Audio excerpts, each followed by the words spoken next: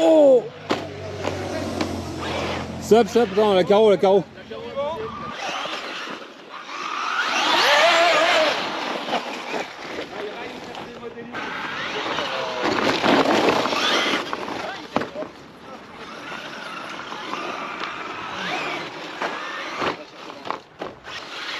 Allez, JC Poptoy. Ah, ça se voit. Mise à l'épreuve du Traxxas Max Lash.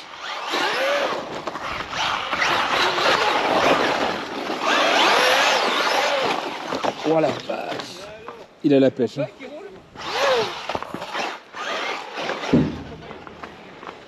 Il a vraiment la pêche. Donc là, bah, merci Hervé hein, de Ressercer Modélisme. C'est grâce à lui qu'on peut faire cet essai en avant-première.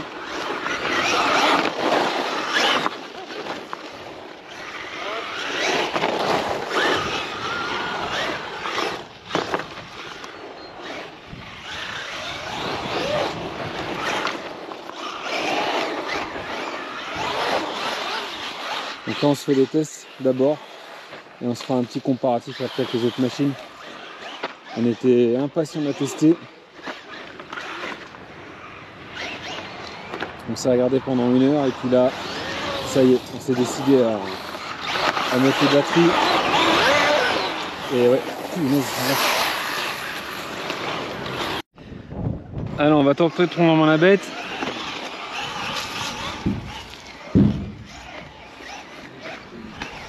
Oh bah, j'aurais pas fait long feu. Oh purée. Merci. Il plonge quand même pas mal du nez. Va falloir garder les gaz.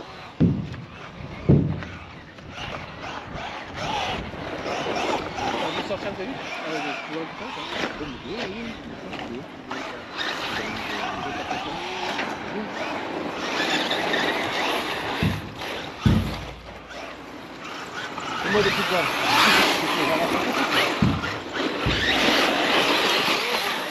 Allez, le bouquet,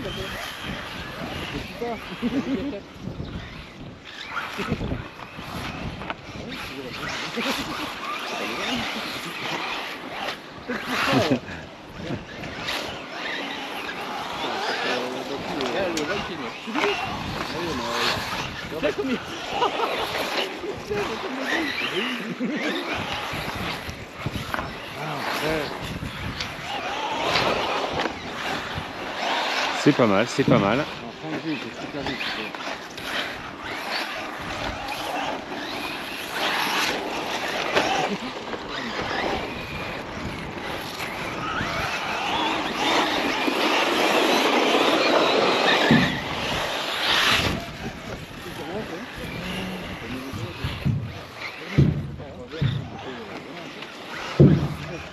Oh la glisse, oui. Là, quand tu commences à l'appréhender un peu. Oh là là, oui. Allez, ça c'est le modélisme, le Max Lash. On teste. Tout. Donc voilà. Le premier test du Max Lash. Au bois de rose.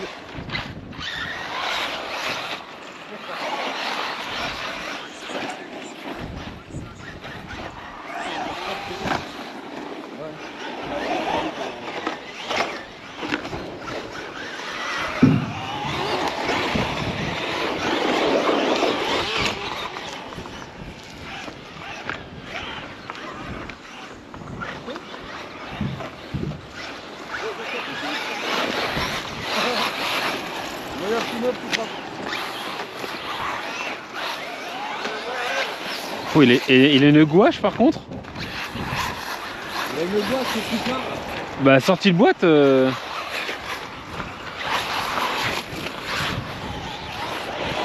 T'es jamais à fond quoi.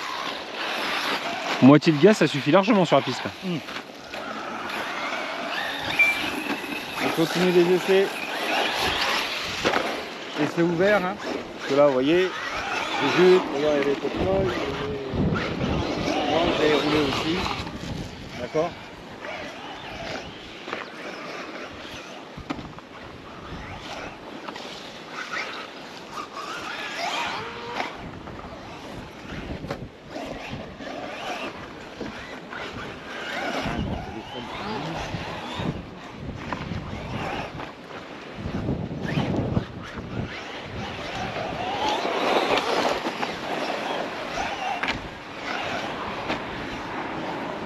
Ah, il est peut-être un peu bas sorti de boîte à l'avant.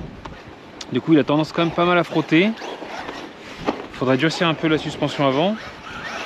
Hormis ça, alors je parle de l'utilisation circuit là où on est, hein.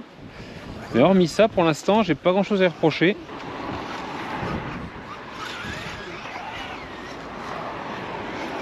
Donc là, c'est le premier pack, hein. Ah, ça y est, on est en coupure. On est en coupure? Ouais. Voilà, premier test, mise à l'épreuve, hein. Il a fait quelques tonneaux, il a roulé dans la boue. La vache! Un bac à caca. La vache! Bon, en tout cas, ça a tourné. Oh, je vais pas tourner le moyen finalement.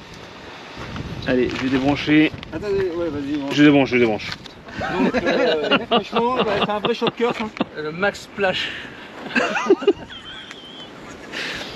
Ah ouais, là, il en a pris, là. Je vais éteindre le Mojave. Ah oui, ça frotte devant. Ouais. Ça frotte. Même défaut que le Yikong. frotte, regarde. Ouais. Salut à tous. Aujourd'hui, on est le 30 mars 2024.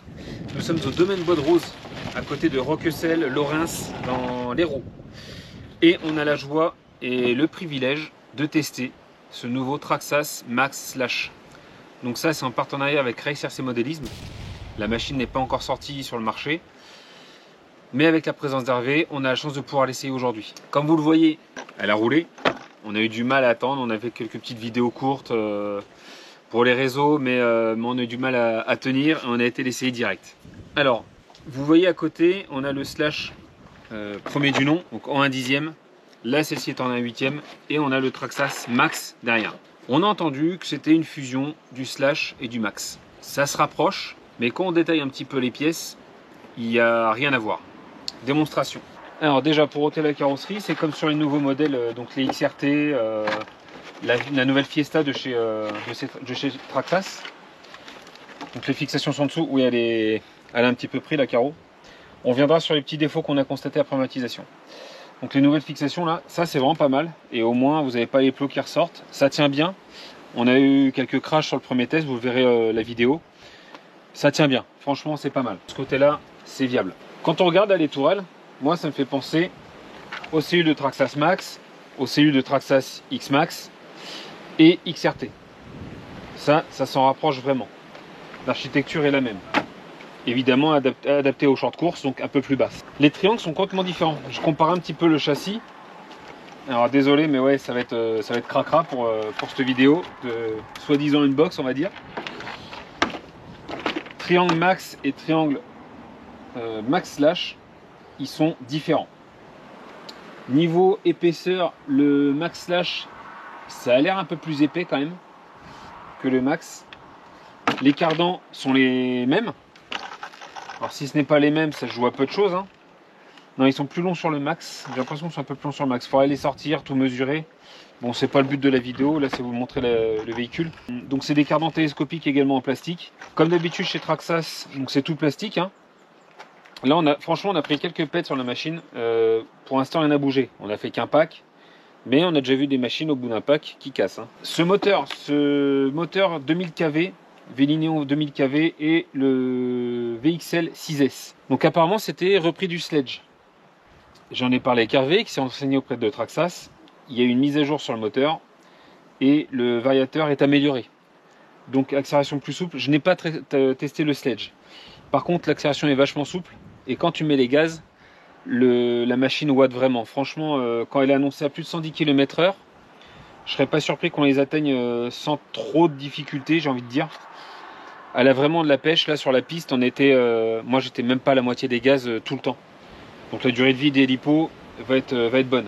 La transmission c'est pareil, ça se rapproche du Max et du X-Max. Donc on a le moteur à l'arrière, avec pignon couronne ici évidemment, qui entraîne un cardan central. Le cardan central qui passe en dessous et qui va, on va dire, alimenter, mais rejoindre les roues avant. Le cerveau ressemble énormément à celui du Max. De visu, c'est les mêmes. Je ne sais pas si j'ai la référence. C'est le 2090 et là on a le... Ouais, c'est les mêmes références. Donc on doit avoir les mêmes cerveaux entre le Max et le Max Slash. Les petits défauts que j'y vois tout de suite là. Les petits défauts après le premier roulage. Vous voyez là, comme sur le DF7, je compare à ce que je connais. Sur mon DF7 au premier roulage, j'ai eu le même souci. La peinture qui s'enlève. Alors là c'est uniquement aux roues avant, aux roues arrière il n'y a rien. Les roues arrière ne tapent pas au fond. Ah, quoique ça commence ici, vous voyez. Ça commence légèrement. Donc pour ceux qui vont le prendre, conseil d'amis, protégez-les, vos carrosseries. Soit scotch armé, soit vous mettez de la bande pour plaque de plâtre tissée avec de la colle type Shogu. Ça va vous faire une épaisseur, une couche. Ou alors moi ce que j'avais fait carrément sur le DF7, c'était des plaques de Lexan que j'avais collées à la colle bicomposant dessus. Ça fait une petite surépaisseur et au moins ça vous protège la carrosserie. Ça c'est la première chose. Parce que la carrosserie est quand même vraiment sympa esthétiquement. Elle a pris quelques pètes, elle n'a pas bougé, elle n'a pas bronché jusque là. On verra si on refait un test ou deux tout à l'heure. Et au niveau de l'amortissement, pour l'instant c'est le seul retour que je vous fais là, parce que j'ai fait juste un essai de 10 minutes. On s'est passé la machine avec PLS, Poptoy et puis Hervé de Racer Simulist qui l'a testé en premier quand même. Petit retour là, vous voyez, j'ai mis la précontrainte des amortisseurs là au max parce que la machine tape quand même pas mal. Alors, notamment sur la piste où on est là. Au domaine Bois de Rose, pour ceux qui ne connaissent pas du tout. Là aujourd'hui en plus il y a de la boue. La machine a pris cher niveau boue. Et pas mal de cailloux également. Donc là dès que la machine atterrit au sol, surtout en 6S, elle a tendance à taper. Comme c'était le cas sur le Max déjà. Sur le Max j'ai un collègue qui l'a également. Je l'ai testé, le Max a tendance à taper facilement au sol. Donc peut-être un peu de garde au sol. Le problème c'est que peut-être qu'elle bainerait plus vite sur les côtés. Donc c'est un compromis à trouver. Pourquoi ne pas raffermir peut-être un peu les amortisseurs? Peut-être que ça suffirait. À voir. Voilà, c'est le premier tour que je pourrais vous en refaire. Il est là. Encore merci à Hervé de Racer Modélisme. J'insiste là-dessus parce que il s'est fait 2 heures de route pour nous emmener les machines pour qu'on puisse les tester avec lui. Donc je trouve ça super sympa de sa part. Il a eu les autorisations nécessaires pour le faire parce que la machine est commercialisée à partir du 5 avril en boutique et à partir du 19 avril sur internet. Pour les précommandes, vous le contactez directement par mail si vous voulez passer par lui. Dès que vous avez une question en ce qui concerne RC, vous cherchez des pièces comme c'était mon cas récemment, ou une radio par exemple, contactez Hervé, ça vous coûte rien. Il n'a pas tous les produits, il ne les a pas sur sa page internet. Par contre, si vous l'appelez, il peut peut-être vous trouver soit une occasion, soit vous faire penser à quelque chose que vous n'avez pas pensé vous. N'hésitez pas à appeler, ça coûte rien. Par contre, respectez les horaires de chacun. Il nous racontait qu'il y a quelqu'un qui l'a appelé à 22 h pour de la RC. Essayez de pas abuser, lui il répond, mais évitez d'abuser quoi. Respectez la vie privée de chacun. Voilà, petite parenthèse. En tout cas, bien content de ce Max Slash. On va parler du tarif. Niveau tarif, c'est Traxxas. Je ne dois rien à Traxxas, mais moi je trouve le prix de la machine un peu cher. La machine est super sympa. Il y a vraiment de quoi s'amuser, c'est évident. Vous vous éclaterez avec. Est-ce qu'il faudra faire des améliorations? Peut-être au niveau du cerveau de direction, sachant qu'il était connu sur le Max être un peu faible. Mon collègue qui l'a depuis bientôt 1 an n'a eu aucun problème avec. Donc tout dépendra de votre utilisation. Est-ce qu'il faudra changer le cerveau ou pas? Là pour l'instant on n'en a pas ressenti la nécessité en tout cas. Mais je trouve le tarif un peu élevé. Voilà, c'est un avis personnel. La même machine à 600 €, je vous avoue j'aurais réfléchi 2 fois avant de sauter le pas. Là 840, c'est un choix. Mettre 840 € dans un short course comme ça en 1/8, alors un peu plus gros qu'un 1/8. Je vais vous le mettre, donc là on a le 1/10 et je vais vous mettre un vrai 1/8 à côté. Voilà, là vous avez un vrai 1/8 à côté. Vas-y viens Hervé, viens. Vous avez le Bao 8 SC à côté. Vous voyez que la taille, c'est un Si vous parlez en échelle, ça va être un 8e XL, on va dire. C'est la gamme Traxxas. C'est toujours un peu plus gros que ce que ça paraît. Si vous prenez une 1/10e, ça va s'apparenter plus à une 1/8e ou une petite 1/8e. Allez, on se retrouve à l'atelier pour finir cette unbox, pré-unbox après le test. Je sais pas trop comment on appelle ça. Bref, je dois finir ici parce que les énergumènes RCP en PLS et JC Poptoy revenaient. Donc voilà. Sur ce premier essai du Traxxas Max Slash, comme j'ai dit, les seuls petits défauts que j'y vois, c'est la peinture qui s'enlève, comme le Wikong DF7. Alors je l'ai pas là, il est au nettoyage. Mais comme le Wikong DF7, la peinture s'enlève dans les passages de roues. Alors sur le Wikong, c'est dans les roues arrière. Là, c'est vraiment plus sur les roues avant, et on va en reparler. Et également, au niveau des roues arrière, ça commençait. Donc moi, j'ai dû partir en début d'après-midi. Je pense qu'en fin d'après-midi, ça commençait à faire la même chose. Ce qu'il faut penser à faire pour vous, c'est protéger, comme j'ai dit, ces passages de roues avant et arrière. Autre chose, au niveau des amortisseurs avant. Au niveau des amortisseurs, on a un petit souci. C'est qu'ils tapent, enfin, la garde au sol, elle est de, je vais pas mesurer, mais 2 à 3 cm maximum. Ce qui fait que le châssis il tape sans arrêt au sol. Ça le faisait un peu sur le Max Slash, le Traxxas Max. Pour l'avoir testé, il tape pas mal. Même en changeant les ressorts d'amortisseur, en durcissant l'huile, ça tape pas mal. Donc il faut vraiment trouver le bon compromis. Et là sur ce Max Slash, c'est encore plus flagrant parce que la garde au sol elle est vraiment faible. Donc si vous destinez à faire du bash, hein, à faire du saut, etc. La machine, je pense que la machine va encaisser. Mais ça va lui faire mal. Forcément, vous allez abîmer le dessous de la machine. Essayez de trouver une solution pour durcir cet amortissement. J'ai vu qu'à l'arrière, ils ont mis des petites cales qui rehaussent en fait, enfin, qui compressent un peu plus les amortisseurs. Il y a des petites cales au-dessus, j'essaie de vous les mettre en incrustation là. Et par contre, ils ne sont pas devant. Alors, je ne sais pas pourquoi ils ne l'ont pas mis. Je sais pas, je connais pas la raison. Ça a certainement été étudié, certainement pour avoir une machine qui est plus penché vers l'avant et rehaussé de l'arrière. Comme ça, l'accélération elle a tendance à se baisser du fût. Mais ça aurait été bien qu'elle soit un peu plus haute de devant. Dernière chose, le tarif. 840 €. Voilà, c'est tout ce que j'ai à dire. Ça les vaut pas. À chacun de décider. Un champ de course à ce tarif-là, j'en attends beaucoup. Forcément, un champ de course à 840 €, t'en attends énormément. Sincèrement, je trouve ça un petit peu juste. La puissance y est, la cote d'amusement y est, la beauté de la machine, franchement elle est sympa cette machine. Mais j'en attends plus, vraiment. À 200 € de moins, je pense que j'aurais craqué, sincèrement à 600, 650, ouais j'aurais pu craquer. 850 pour moi, mon avis personnel, avec ma petite année d'expérience en RC, j'en attends plus.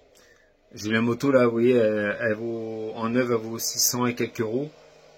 C'est pareil, hein, ça les vaut pas. Moi, je trouve que ça les valait. Il y en a d'autres qui vont dire non. Voilà. À chacun de décider. Sur ce, je vous laisse.